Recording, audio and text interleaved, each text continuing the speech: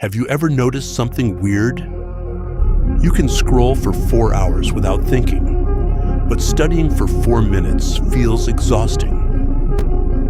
Most people think that's a discipline problem. It's not.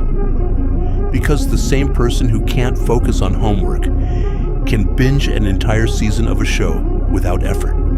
The difference is friction. Every action in your life has a hidden cost. Open Instagram, one tap, start studying, find your notes, open the book, figure out where you left off. Your brain sees every extra step as effort, and the more effort something requires, the more likely you are to avoid it. That's why some habits feel automatic while others feel impossible. The problem isn't you. The problem is friction, and that's where the friction system comes in. It has 4 stages: the leak, the wall, the ramp, and the current. Stage 1, the leak. Imagine your attention is a bucket full of holes. Most people try pouring in more motivation, but the bucket is still leaking. The first step isn't working harder, it's finding the biggest hole. Most people think they're distracted by everything. They're not. Usually, most of their wasted time comes from 1 or 2 sources: Instagram, YouTube Shorts, group chats. For one day, track every distraction. Every time you catch yourself drifting, write down what pulled you away. At the end of the day, find the biggest offender. Not 5 offenders, the biggest one. Because fixing your largest leak often gives you back more time than fixing 10 smaller ones. Once you've found it, don't fight it. That's what stage 2 is for, the wall. Most people treat distractions like an enemy they're supposed to defeat. That's a mistake. Imagine you had a jar of cookies on your desk while trying to diet. Would you trust your willpower for 8 hours straight? Probably not. You'd move the jar. Distractions work the same way. Most people put Instagram, YouTube, and games directly in front of themselves and then wonder why they're distracted. That's not a discipline test. That's a trap. Instead, build a wall. Move social media off your home screen. Log out after every session. Put your phone across the room. Delete apps during work hours. The goal isn't more willpower.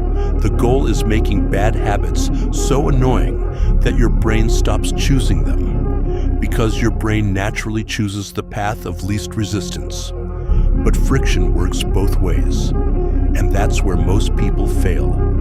They build walls around distractions, but never build ramps toward productive work. Stage 3, the ramp.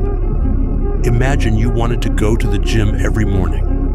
One version of you wakes up and has to find clothes, pack a bag, fill a water bottle, and decide what workout to do. Another version laid everything out the night before.